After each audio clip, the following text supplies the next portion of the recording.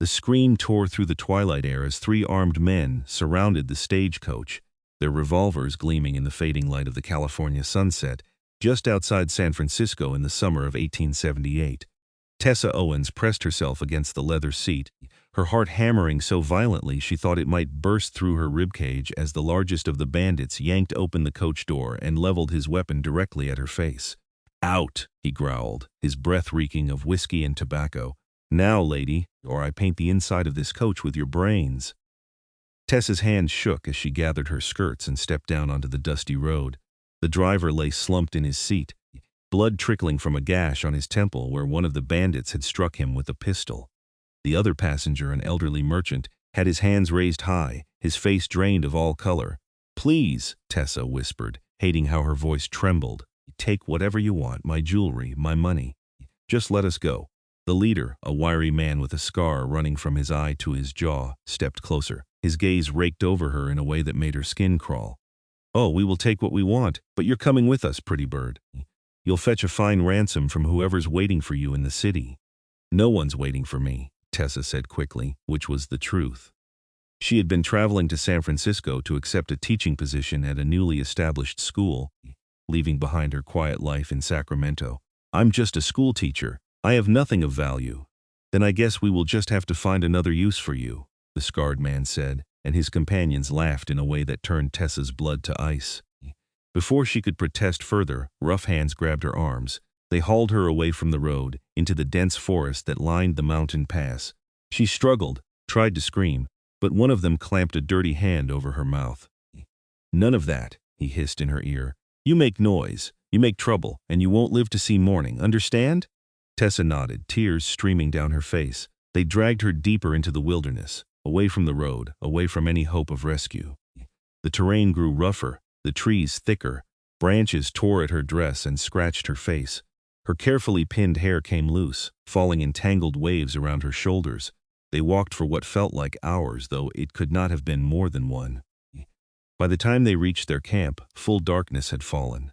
The hideout was little more than a clearing with a smoldering fire pit and a few bedrolls scattered on the ground.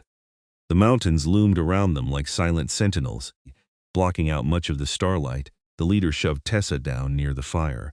She landed hard on her knees, her hands immediately going to brace herself against the rocky ground. "Tie her up," the scarred man ordered. "Make sure she cannot go anywhere." The largest bandit, a hulking brute with a face like weathered leather, pulled out a length of rope. He grabbed Tessa's wrists and bound them together so tightly the rope bit into her skin. Then he tied the other end to a nearby tree, leaving her just enough slack to sit but not to stand or move more than a few feet. "What are you going to do with me?" Tessa asked, though part of her did not want to know the answer. "Depends," the leader said, settling himself by the fire. "We send word to San Francisco, see if anyone there cares enough about a pretty school teacher to pay for her return. If they do, you go home. If they do not." He shrugged, leaving the sentence unfinished in a way that made Tessa's stomach turn. The third bandit, younger than the others with nervous energy in every movement, pulled out a bottle and took a long drink. "How long we going to wait around here, Cutter?" "As long as it takes, Danny," the leader, apparently named Cutter, replied. "We got supplies, we got shelter, and we got time. Ain't nobody going to find us up here. These mountains got 1,000 hiding places, and we know them all." Tessa pulled her knees to her chest, trying to make herself as small as possible. Her mind raced, searching desperately for a way out of this nightmare. But there was nothing. No weapon within reach, no opportunity to run. She was at the mercy of 3 armed criminals in the middle of the wilderness, and no one even knew she was missing yet. The bandits passed the bottle around, their conversation growing louder and more crude as the night wore on. Tessa closed her eyes and tried to block out their voices, tried to think of anything else. She thought of her mother, who had died 2 years ago. She thought of her father, who had passed when she was just a girl. She thought of the little schoolhouse in Sacramento, where she had taught for the past 3 years, the children's faces bright with curiosity and mischief. She had been so excited about the new position in San Francisco. It was a larger school, better pay, a chance to start fresh in a growing city. Now she might never see it. Might never see anything beyond this cold, dark clearing. The fire burned low. Eventually the bandits settled down to sleep, though Cutter kept his gun close and Danny volunteered to take the first watch. He sat with his back against a boulder, rifle across his lap, watching Tessa with an intensity that made her want to scream. She did not sleep, could not sleep. Every sound in the forest made her jump. Every shift of movement from her captors sent her heart racing. The rope around her wrists had rubbed the skin raw, and her shoulders ached from the awkward position. But these physical discomforts were nothing compared to the terror that gripped her chest. The hours crawled by with agonizing slowness. Tessa watched the stars wheel overhead through the gaps in the tree canopy. She wondered if this would be her last night alive, wondered if she should try to escape, even knowing it was futile. At least then her fate would be in her own hands, not theirs.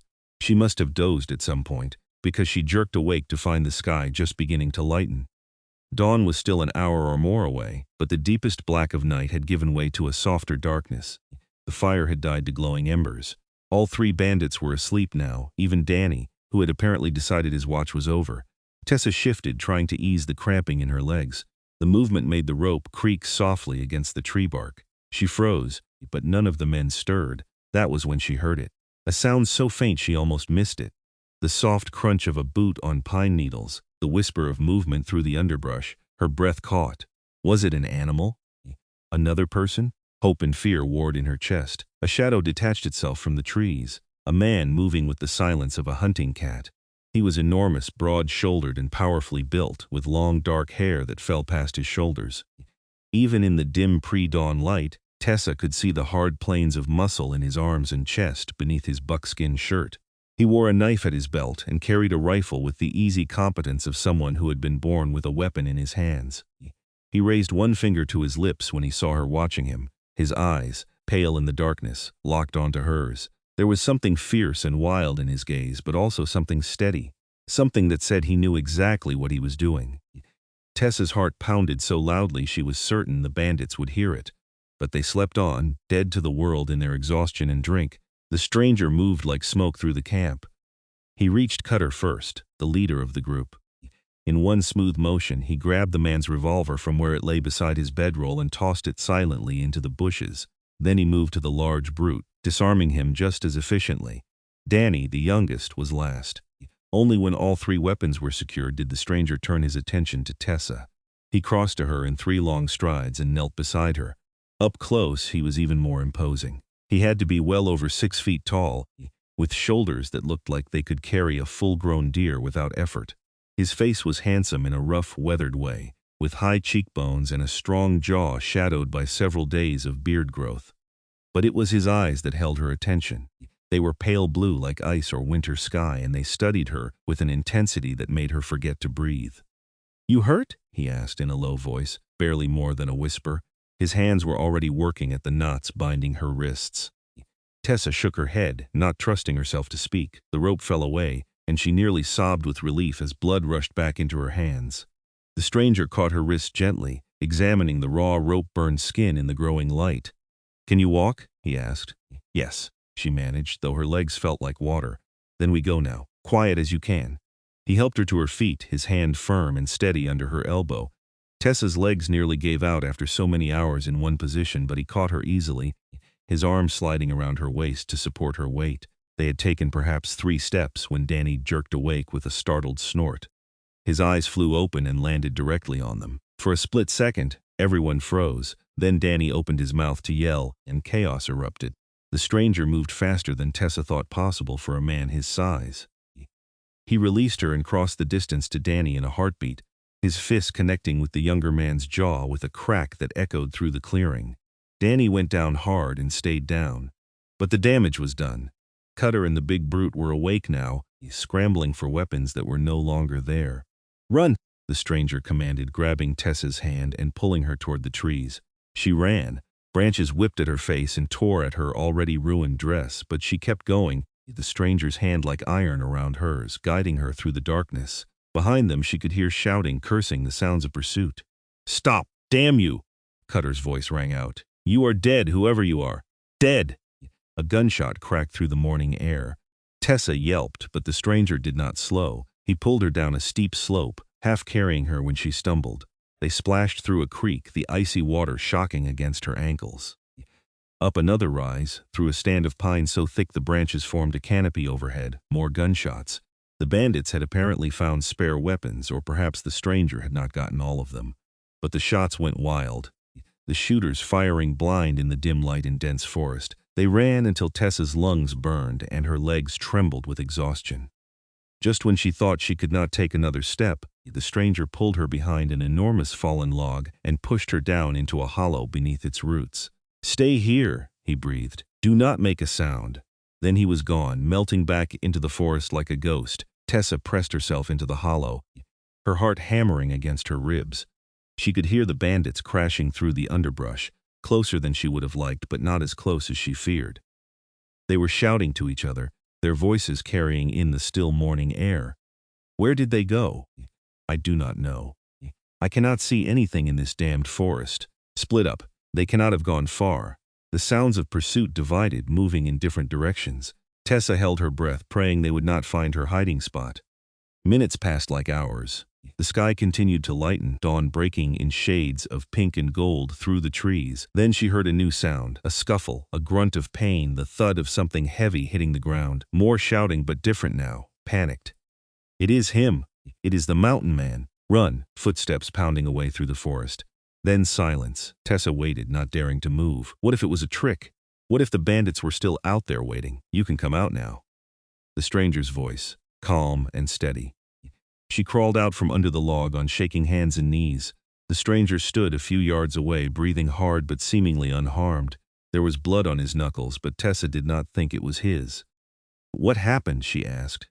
"They are gone. Ran like rabbits once they realized who I was." He tilted his head, studying her. "You did well. Kept quiet, kept still. Most people panic." "I was panicking," Tessa admitted. "I was just doing it silently." The corner of his mouth twitched.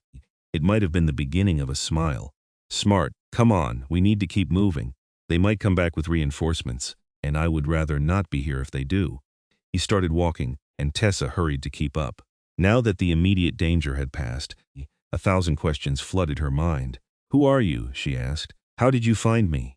"Name is Walker Young," he said without looking back. "I live in these mountains, have for the past 5 years. I saw those men take you last night, followed them to their camp." "You saw them take me? Why did you not stop them then?" Now, he did look back, one dark eyebrow raised. 3 armed men with their guns already drawn, in the open, with you in the line of fire? That is a good way to get you killed. Better to wait, follow, take them by surprise when they were vulnerable. It made sense, but Tessa still shivered at the thought of him watching in the darkness while she was dragged into the wilderness. "How long have you been following us? Since they took you off the road?" "I kept my distance, waited for the right moment." He glanced at the sky, gauging the time. "Dawn is the best time. People are tired, their guard is down. Easy to move silent when the world is still waking up." They walked for another hour, moving steadily downhill. Walker seemed to know exactly where he was going, never hesitating at any fork in the trail. Tessa concentrated on putting one foot in front of the other, her exhaustion finally catching up with her now that she was safe, or relatively safe anyway. She was still in the middle of the wilderness with a man she did not know, a man who lived alone in the mountains and apparently had a reputation fierce enough to send 3 armed bandits running. But he had saved her. That counted for something. Finally, they emerged into a small clearing. A cabin stood at the far end, rough-hewn logs chinked with mud, a stone chimney rising from one side. It was not large, but it looked solid and well-maintained. A small corral held 2 horses, and Tessa could see a garden plot off to one side, the plants carefully tended. "This is your home?" she asked. "It is." Walker strode to the cabin and pushed open the door. "Come inside. You need rest, food, and those wrists need tending." Tessa hesitated on the threshold. It felt strange, intimate somehow, to enter this man's home. But the alternative was standing outside, and she was so tired she could barely think straight. The interior of the cabin was spartanly furnished but clean. A bed in one corner, a table with 2 chairs, a stone fireplace with cooking implements hanging nearby. Furs covered the floor and the bed, and dried herbs hung from the rafters, filling the air with a pleasant, earthy scent. Everything spoke of a man who knew how to take care of himself, who needed no one else. Walker gestured to one of the chairs. "Sit, I will get water heating for those wrists." Tessa sank into the chair gratefully. Now that she was sitting, she did not think she could stand again if she tried. She watched as Walker moved around the cabin with easy efficiency, building up the fire, filling a pot with water from a barrel near the door, gathering clean cloth and what looked like some kind of salve. "You live here alone?" she asked. "Mostly. Sometimes I go into San Francisco or one of the other towns for supplies, but I prefer it up here. Quieter, simpler. Do you not get lonely?" He shrugged. "Maybe sometimes. But I like the solitude more than I mind the loneliness." He brought the pot to hang over the fire, then turned to look at her properly for the first time since they had entered the cabin. "What about you? What were you doing on that road?" "Traveling to San Francisco. I am a teacher, was a teacher in Sacramento. I accepted a position at a new school in the city." She looked down at her ruined dress, her rope-burned wrists, her scraped and dirty hands. "I suppose I will not make it in time now. They will give the position to someone else." "When were you supposed to arrive?" 3 days from now." Walker considered this. "That is still possible. It is a half-day ride down to the main road from here. I can take you into San Francisco myself. Make sure you arrive safely." Relief washed over Tessa so powerfully she felt tears prick at her eyes. "You would do that? You cannot stay here, and I cannot send you down the mountain alone. Those bandits might still be looking for you." He knelt in front of her chair and carefully took one of her wrists. His hands were calloused and scarred, the hands of a man who worked hard and lived rough, but his touch was surprisingly gentle. "This will sting." He dipped the cloth in the now warm water and cleaned the raw skin around her wrists. Tessa hissed at the pain but did not pull away. When the wounds were clean, he applied the salve, his movements careful and precise. "What is that?" she asked. "Something I make from plants that grow around here. Good for cuts and burns, it will help with the healing." He wrapped her wrists in clean bandages, then did the same with the other. "There, that should do for now." "Thank you," Tessa said softly, "for everything. For saving me, for bringing me here, for this. I do not know what would have happened if you had not found that camp." Walker's jaw tightened. Nothing good. Men like that, they do not see women as people, just things to be used or sold. He stood abruptly, as if uncomfortable with the gratitude. "You should rest. We will leave in the afternoon, travel through the evening when it is cooler. You can take the bed. Where will you sleep?"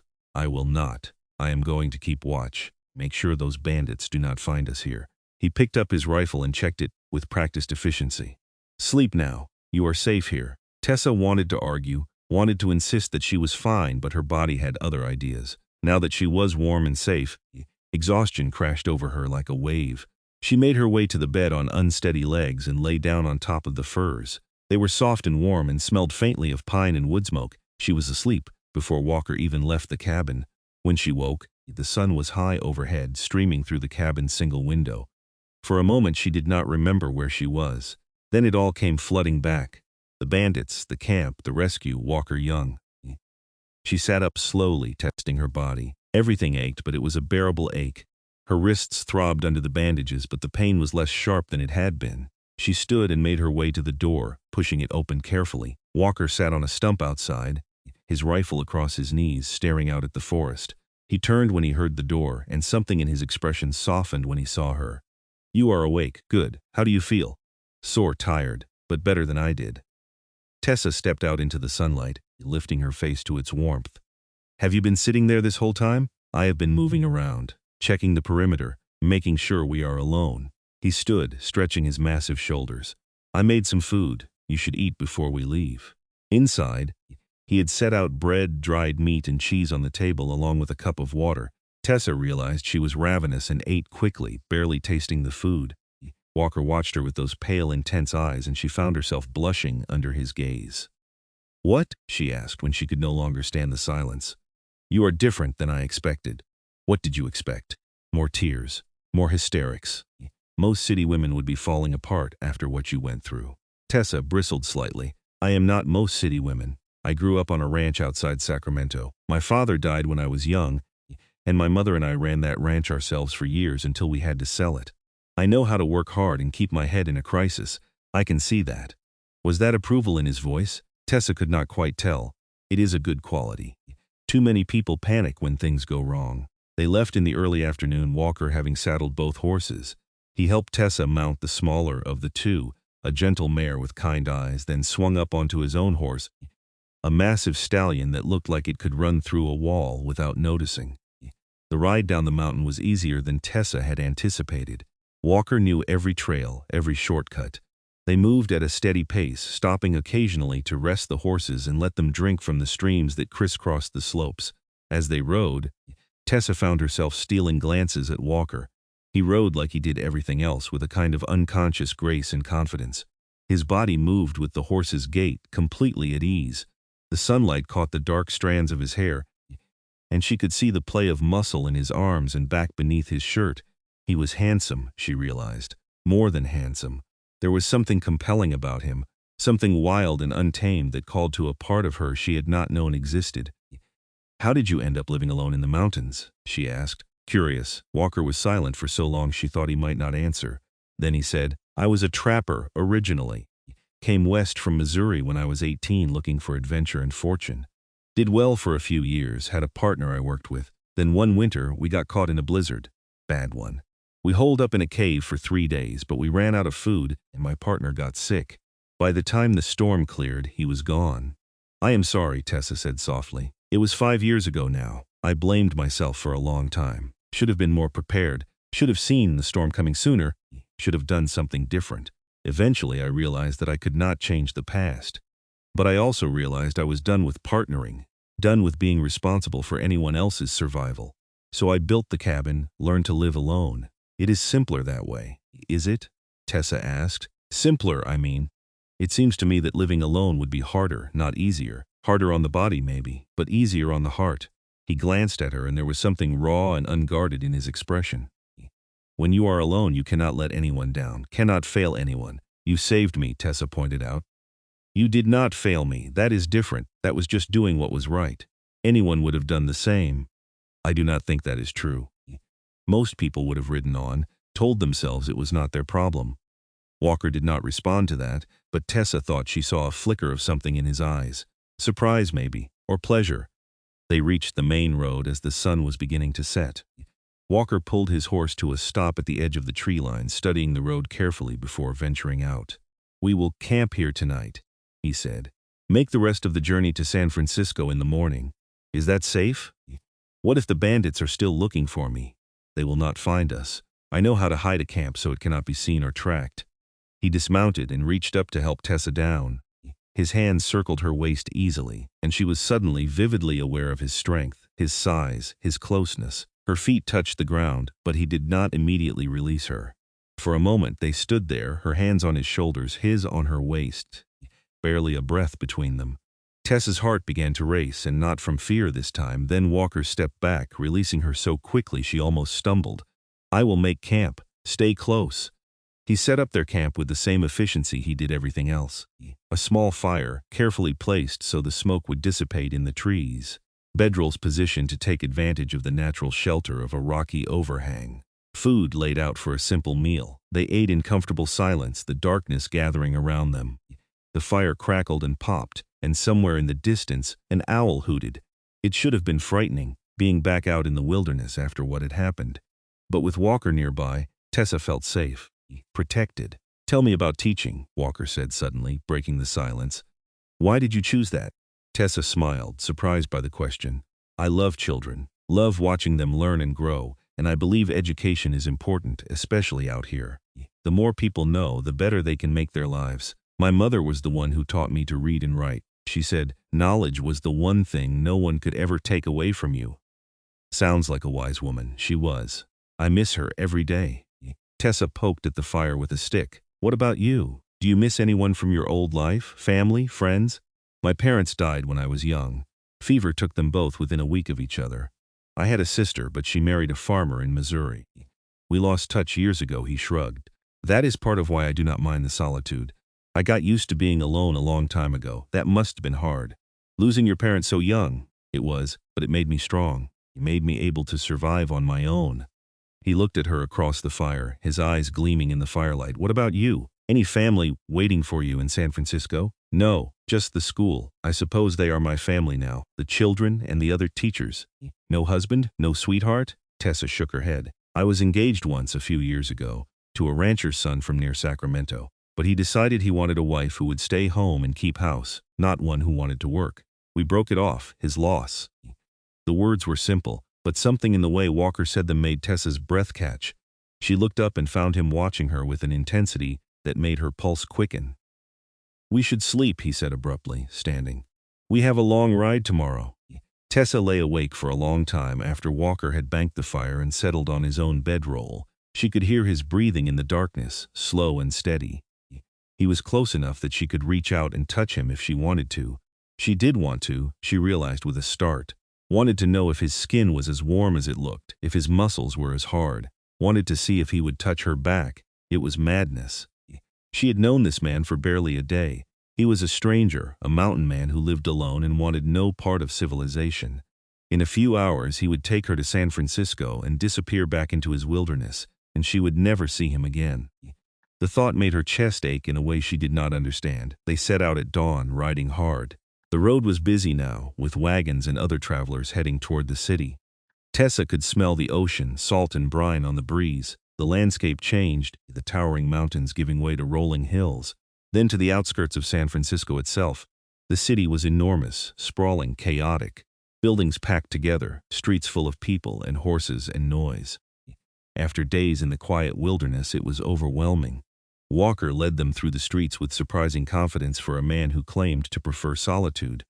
He stopped to ask directions once, then guided them to a neat brick building with a sign that read San Francisco Girls Academy. "This is it," he said. "Dismount." "Your school?" Tessa climbed down from her horse, suddenly reluctant. This was what she wanted, what she had been traveling toward. So why did she feel like she was losing something instead of gaining it? Walker walked her to the door but did not enter. He stood on the step, his hat in his hands, looking at her with an expression she could not read. "Thank you," Tessa said, hating how inadequate the words sounded.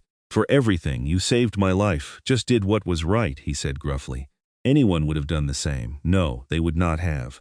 She reached out impulsively and took his hand. It was huge, rough, warm. "You are a good man, Walker Young. I hope you know that." Something flickered across his face. Surprise, confusion, maybe even pain. "I should go. Long ride back. Will I ever see you again?" The question came out before she could stop it. Walker's hand tightened around hers for just a moment. "I do not know," he said honestly. "I am not a city person. And you have your life here now. I know. She trailed off, not sure what she wanted to say. "Thank you for giving me the chance to have this life." He nodded once, then released her hand and turned to leave. Tessa watched him mount his horse and ride away. That massive figure on the massive horse, until he disappeared around a corner. Then she squared her shoulders, turned and knocked on the academy door. The next 3 months passed in a blur of activity. The school year had just begun, and Tessa threw herself into her work with fierce determination. She had a classroom of 20 girls, ages 8 to 14, all eager to learn. She taught them reading, writing, arithmetic, history, and geography. She stayed late every evening preparing lessons and grading papers. She made friends with the other teachers, joined them for Sunday dinners and walks in the park. It was a good life. Exactly the life she had wanted. So why did she feel like something was missing? She found herself thinking about Walker at odd moments. When she saw a particularly tall man on the street, when she heard someone with a similar low, rough voice. When she woke in the night and remembered the feeling of safety she had felt with him, the way he had looked at her across the campfire with those pale, intense eyes. It was ridiculous, she told herself. She barely knew him. He had saved her life and brought her to safety, and that was where the story ended. He had made it clear he preferred his solitary existence in the mountains. She needed to forget about him and focus on her new life, but forgetting proved impossible. Winter came early to San Francisco that year. By November, cold rain pounded the city almost daily, and Tessa found herself staying indoors during her free time, curled up with a book by the fire in her small rented room near the academy. It was on one such evening, rain drumming against the windows, that she heard a knock at her door. She answered it absently, expecting her landlady or perhaps one of the other teachers. Instead, she found Walker Young standing in the hallway, water dripping from his hat and coat, looking like some wild creature that had wandered in from the storm. Tessa's heart stopped, then started again, racing. "Walker? I should not be here," he said without preamble. "I tried to stay away, told myself you had your life and I had mine, and that was how it should be. But I cannot stop thinking about you." Tessa stared at him, unable to form words. He had thought about her too. All this time she had not been alone in this strange, impossible longing. "I do not fit in your world," Walker continued, the words coming faster now as if he had been holding them back for months and they were finally breaking free. "I am rough and uneducated. I do not know how to live in a city or make polite conversation. I would be terrible company at dinner parties and social gatherings. But I need to know if there is any chance, any possibility, that you feel what I feel. Because if there is, I will learn, I will change, I will be whatever you need me to be. Walker, Tessa breathed. She reached out and grabbed his hand, pulling him into her room and closing the door. You do not have to change. You are perfect exactly as you are. I am not perfect. I am a mountain man who lives alone and likes it that way. Or at least I thought I did until I met you. His hand came up to cup her cheek, his thumb brushing across her skin with devastating gentleness. You are in my head all the time. I see your face when I am hunting, hear your voice when I am alone in the cabin. It is driving me mad. I think about you too, Tessa confessed. Every day I tried not to, tried to tell myself it was foolish, that we barely know each other. But I cannot help it. Then we should get to know each other, Walker said. His other hand came up to frame her face, and he looked at her with such raw honesty it made her chest ache. Let me court you properly. Let me prove that I can be what you need. You already are what I need, Tessa said, and then she was rising on her toes, her hands sliding up his chest to his shoulders, and his mouth was on hers. The kiss was everything she had imagined and nothing like she had expected. Soft and fierce all at once, tender and desperate. Walker's arms came around her, pulling her against him, and she could feel the solid wall of muscle, the barely restrained strength. But his lips were gentle, asking rather than demanding. When they finally broke apart, both breathing hard, Walker rested his forehead against hers. Stay, Tessa whispered. Please stay. I should find a hotel. It is not proper for me to be here. I do not care about proper. I care about you, and I do not want you to leave. She pulled back just enough to look into his eyes. Stay with me. Talk to me. Let me really know you. So he stayed. They sat by the fire, close but not touching, and talked for hours. Walker told her about his life in the mountains, about the animals he tracked and the land he loved, about the loneliness he had grown accustomed to and the peace he found in solitude. Tessa told him about her students, about the joy of watching a child's face light up when they finally understood a difficult concept, about her dreams for the future, the books she wanted to read, and the places she wanted to see.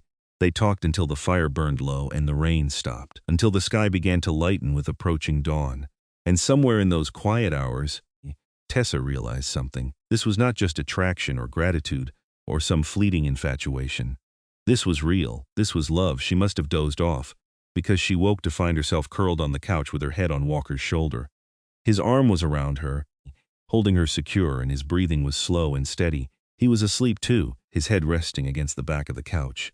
In sleep, some of the hardness left his face. He looked younger, almost vulnerable. Tessa lifted her head carefully, not wanting to wake him. His eyes opened immediately, alert in an instant. Then he saw her and relaxed. Morning, he said, his voice rough with sleep. Good morning. Did you sleep well? Better than I have in months. He brushed a strand of hair back from her face. I should go. You have work and I do not want to compromise your reputation. Where will you go? Back to the mountains. But I will come back. Every few weeks if you will have me. I can bring furs to trade, make it worth the trip, and I can see you. I will have you, Tessa said firmly. Every few weeks, every week, every day if you want. I do not care how often or how seldom, as long as you come back. He kissed her then, slow and sweet. I will always come back. That is a promise. And he kept it. Every 2 weeks, like clockwork, Walker rode into San Francisco.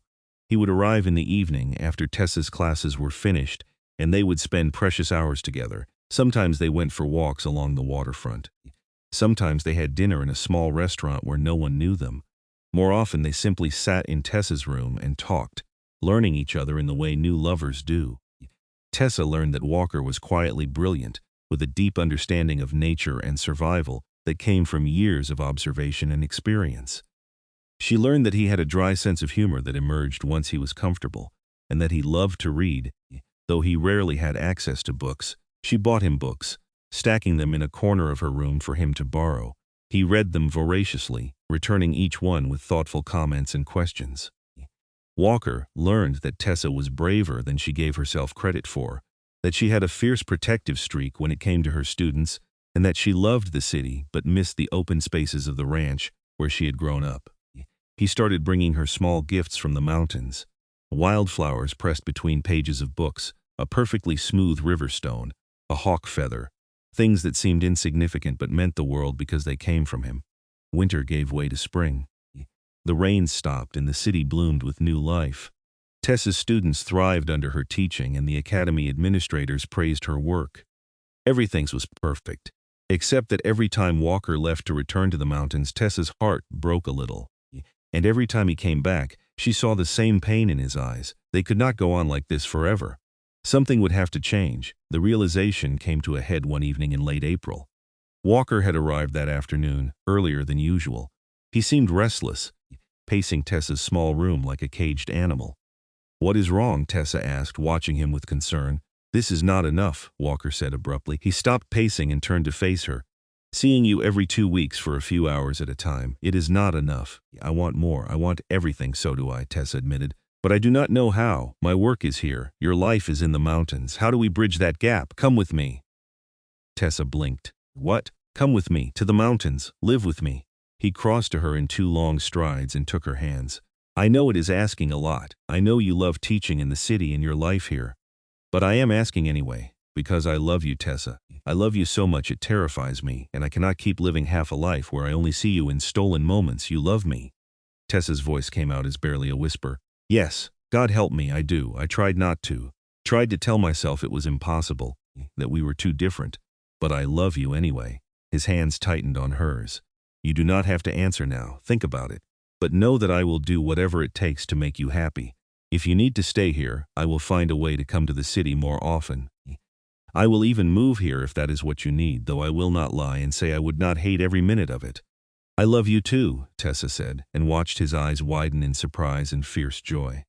"I have loved you for months, maybe since that first morning when you saved me, and I have been trying to figure out how to make this work because you are right.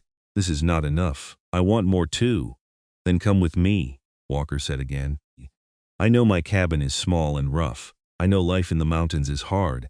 But I will build you a better house, a bigger one. I will make sure you have everything you need. And there are children in the mountains too, families scattered around. You could teach them if you wanted, or not. It is your choice." Tessa's mind raced. Could she really leave this life she had built? The security, the respect, the comfort of the city. But then she thought about what she would be gaining. A life with Walker. Waking up beside him every morning. Falling asleep in his arms every night. The quiet beauty of the mountains, the freedom of open spaces. The chance to build something real and lasting with the man she loved. "Yes," she said and watched his face transform. "Yes, I will come with you, but on one condition. Anything. Marry me first. I know you do not care about convention, but I do. If I am going to leave my life here and start a new one with you, I want to do it as your wife." Walker let out a sound that was half laugh, half sob. He pulled her into his arms, lifting her clear off her feet, and kissed her with a passion that made her head spin. "Yes," he said when he finally set her down. "Yes, I will marry you. Tomorrow if you want. Today. Right now." Tessa laughed, giddy with joy and relief. "Perhaps we should give it a few weeks. I need to give the academy notice, and we should do this properly, with witnesses and a preacher and everything legal. A few weeks then. But not a day longer. I have waited long enough for you." They were married on a bright Saturday morning in early May. The ceremony was small, held in a little church near the waterfront. Tessa wore a simple blue dress that brought out the color of her eyes. Walker wore new clothes, purchased specially for the occasion, though he looked uncomfortable in them. The other teachers from the academy came, along with the school's director. Tessa's landlady attended, dabbing at her eyes with a handkerchief. There were no family members for either of them, but the church was full nonetheless, packed with people who cared about them and wished them well.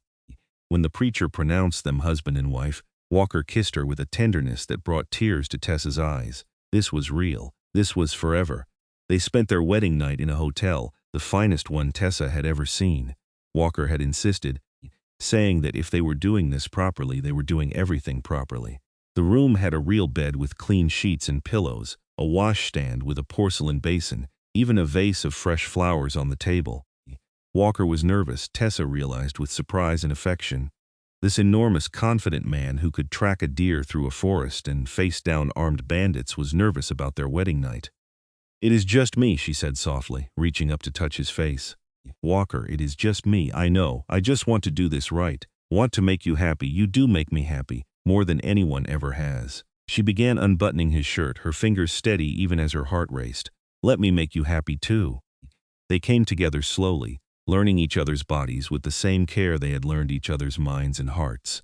Walker was gentle despite his size and strength, always asking, always making sure she was comfortable, and when they finally joined, when they became truly one, Tessa felt a completeness she had never known was possible. Afterward, they lay tangled together in the sheets, Walker's arm around her, her head on his chest. She could hear his heartbeat, strong and steady beneath her ear. "No regrets?" he asked quietly. "None. You? Not a single one. You are mine now and I am yours. That is all I need." They left for the mountains the next morning, Tessa riding her own horse now, with all her possessions packed on a mule Walker had bought for the purpose. As they rode away from the city, Tessa looked back only once. She was leaving behind security and comfort and a life she had worked hard to build. But she was riding toward something better, toward love and adventure and a future with the man who had saved her in more ways than one. The journey to Walker's cabin took 2 days. They camped under the stars the first night, and Walker showed Tessa constellations she had never noticed before, telling her the names and stories behind each one. When they finally reached the cabin, Tessa dismounted and looked around with fresh eyes. The clearing was beautiful, surrounded by tall pines and aspens that whispered in the breeze. A creek ran nearby, its water clear and cold. Mountains rose in every direction, their peaks still capped with snow despite the late spring warmth. "What do you think?" Walker asked, and she could hear the uncertainty in his voice. "I think it is perfect," Tessa said honestly. "I think it is home." Relief flooded his face. He swept her into his arms and carried her across the threshold, both of them laughing. The first weeks were an adjustment.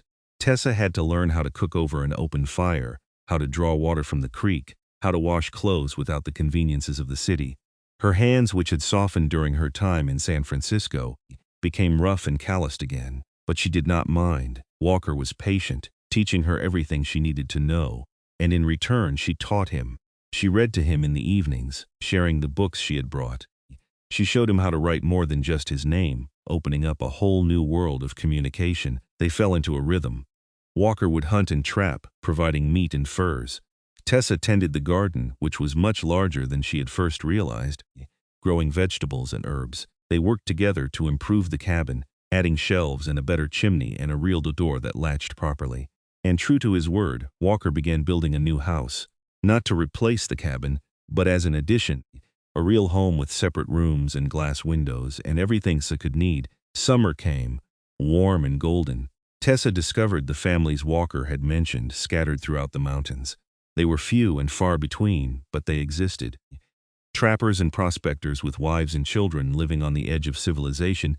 Word spread that there was a teacher in the mountains now, a real one with training and education. Parents began bringing their children to the cabin, asking if Tessa would teach them. She started with just 3 students, meeting them twice a week in the clearing outside the cabin. By autumn, she had 8, ranging in age from 6 to 13. They were eager to learn, hungry for knowledge in a way that reminded her why she had become a teacher in the first place. Walker built her a small schoolhouse separate from their home. Just one room with benches and a slate board, but it was hers, her school. The new house was finished by the first snowfall. It was beautiful, built with care and love. 2 bedrooms, a real kitchen, a living area with a stone fireplace large enough to heat the whole building. Walker had even carved decorations into the beams, flowers and birds that showed artistic talent Tessa had not known he possessed. They moved in on a cold November evening, christening their new home with a fire in the hearth and their bodies tangled together in the large bed Walker had built by hand. "Thank you," Tessa whispered into the darkness, her head on his chest. "For this house, for this life, for loving me." "Thank you for choosing me," Walker replied. "For leaving everything behind and taking a chance on a rough mountain man who did not know the first thing about making a woman happy. You know everything about making me happy. You have from the very beginning." Winter that year was harsh with heavy snows that sometimes kept them inside for days at a time. But Tessa did not mind. She and Walker would stay close to the fire, reading together or just talking. They played cards and chess, games Walker was learning with surprising quickness. They made love in the warmth of their bed while the wind howled outside. Spring came again, and with it, a discovery that filled Tessa with equal parts joy and terror. She was pregnant. She told Walker on a morning in late April, almost exactly a year after they had married. He was getting ready to go check his trap lines, and she stopped him with a hand on his arm. "I have something to tell you," she said, trying to keep her voice steady. He turned immediately, hearing something in her tone. "What is it? Are you all right?" "I am fine. Better than fine. I am going to have a baby." Walker stared at her, his mouth opening and closing without sound. Then his face broke into the widest smile she had ever seen. He picked her up and spun her around, laughing with pure, unrestrained happiness. "A baby," he said, setting her down but keeping his hands on her waist. "We are going to have a baby. Tessa, that is incredible. You are happy then? Happy? I am beyond happy. I am terrified and thrilled and amazed all at once." He dropped to his knees and pressed his ear to her still flat stomach. "Hello in there, little one. This is your father. I promise to love you and protect you and teach you everything I know. And your mother is the smartest, bravest, most beautiful woman in the world, so you are already the luckiest child alive." Tessa laughed through her tears, running her fingers through his long hair. "We are going to be parents. We are going to be parents," Walker agreed, looking up at her with wonder in his eyes. The pregnancy progressed smoothly through the summer. Tessa continued teaching her mountain students, though Walker insisted she not overdo it. He became impossibly protective, hovering whenever she did anything more strenuous than sitting down. "I am pregnant." "Not made of glass," she would tell him, amused by his concern. "I know, but you are carrying something precious. I cannot help but worry." The baby was born on a cold February morning in 1880, with snow falling softly outside and the fire crackling in the hearth. One of the mountain women experienced in midwifery came to help. Walker paced outside for most of it, until Tessa demanded he come in and hold her hand. The labor was long and difficult, but Tessa was strong.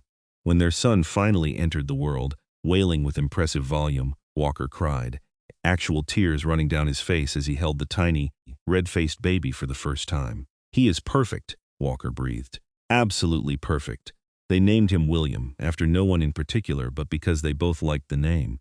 He had Walker's dark hair and Tessa's blue eyes, and from the moment he was born, he was clearly going to be as stubborn as both his parents.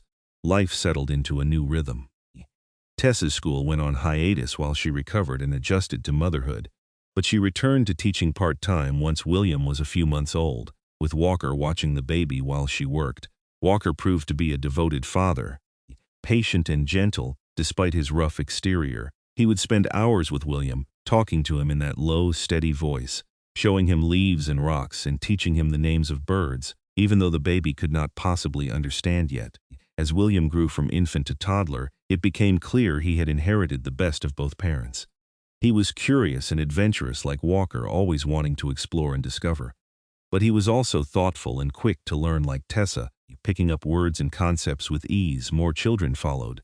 A daughter, Grace, born 2 years after William, then another son, James, 2 years after that.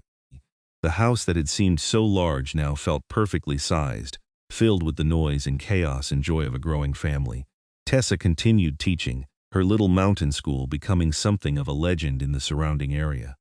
Parents would travel for miles to bring their children to study with her. Walker built an addition onto the schoolhouse, making room for more students. Years passed in a blur of seasons and milestones. William learning to ride a horse at age 5. Grace reading her first book at 4. James climbing to the top of the tallest tree in the clearing despite everyone's protests. Tessa and Walker age 2, though slowly and gracefully. Silver began to thread through Walker's dark hair. Lines appeared at the corners of Tessa's eyes, earned from years of laughter and smiles. But they were still strong, still healthy, still deeply in love. On their 10th wedding anniversary, Walker took Tessa back to the spot where he had rescued her from the Bandits' camp. The forest had changed over the decade, new trees growing where old ones had fallen, but the place was still recognizable. "I think about that night sometimes," Walker said, his arm around Tessa's shoulders. "What if I had not been nearby? What if I had not followed them? What if I had waited too long?" "But you did not," Tessa said firmly. "You were there, and you saved me, and that changed everything." "It changed me," Walker agreed. "I thought I was content alone, thought I did not need anyone. Then you came into my life, and I realized I had just been existing, not really living. You taught me what it means to be happy." "We taught each other," Tessa corrected. She turned in his arms, looking up at the man she loved. 10 years had not diminished her feelings. If anything, they had grown stronger, deeper, more complex. She knew every part of him now, from the scar on his shoulder to the way he smiled in his sleep when he was dreaming of something pleasant. "I love you, Walker Young. I loved you then, and I love you now, and I will love you for the rest of my life." He kissed her there in the forest as the sun filtered through the trees and birds sang overhead. It was a kiss full of promise and memory, of everything they had been through and everything still to come. They walked back to their home hand in hand, emerging from the forest to see their children playing in the clearing. William was teaching James how to track, pointing out bent grass and disturbed earth. Grace was reading in the shade of a tree, lost in whatever story had captured her imagination. This was their life. Not easy, not without its challenges, but full of love and purpose and joy. Tessa thought back to that terrified girl being dragged through the forest by bandits, certain she was going to die. She could never have imagined this future then. Could never have dreamed she would find such happiness in the wilderness she had been so afraid of. More years passed. The children grew into young adults, each finding their own path. William became a guide and trapper like his father, though he spent more time in towns than Walker ever had. Grace surprised everyone by moving to San Francisco to attend teachers' college. Following in her mother's footsteps, but in the city, James proved to have a gift with horses and started a breeding and training business. Tessa and Walker became grandparents, then great-grandparents.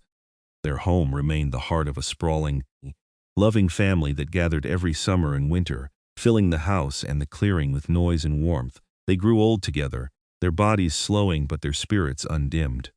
Walker's hair went fully white, but he still walked the mountains every day, unable to imagine a life confined indoors. Tessa's hands became gnarled with age, but she still read voraciously, still taught any child who asked. On a spring morning in 1915, when Tessa was 63 and Walker was 68, they sat together on the porch of their home, watching the sun rise over the mountains. They held hands, comfortable in the silence that comes from knowing someone for decades. "Do you ever regret it?" Walker asked suddenly. "Leaving the city, giving up your career there?" Tessa smiled. "Not for a single moment. This life here with you has been more than I ever dreamed of. What about you? Do you regret taking me back that morning, starting all of this?" Walker squeezed her hand. "Finding you, saving you, falling in love with you was the best thing I ever did. I was half a man before you. You made me whole. We made each other whole," Tessa said. She leaned her head on his shoulder, and they watched the sun climb higher, painting the mountains in shades of gold and pink. Their story had started with violence and fear, with bandits and guns and a desperate rescue in the darkness before dawn. But it had become something beautiful, a love story that had lasted decades, that had created a family and a legacy. Years continued to pass, and eventually, as all stories must, theirs came to an end. Walker passed first, quietly in his sleep at age 74, with Tessa holding his hand. She followed 3 years later at 70, surrounded by children and grandchildren, and great-grandchildren who loved her. They were buried together on a hill overlooking their home, under the shelter of tall pine trees. Their children erected a simple stone marker that read, "Walker Young and Tessa Young, together in life, together in eternity." But their love lived on in the family they had created, in the students Tessa had taught, in the stories told around fires and dinner tables.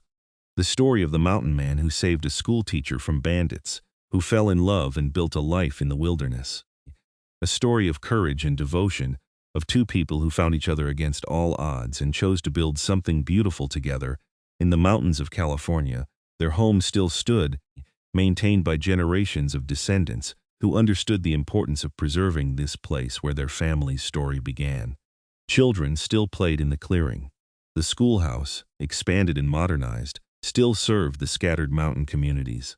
And on quiet spring mornings, when the sun rose over the peaks and painted everything gold, you could almost see them there still. The big man with white hair and the woman with kind eyes, sitting together on the porch, holding hands, watching the day begin. Their love story had become legend, passed down through the years.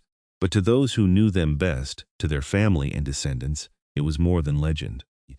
It was proof that love could conquer fear, that two people from different worlds could find common ground, that the greatest adventures sometimes start with the darkest moments.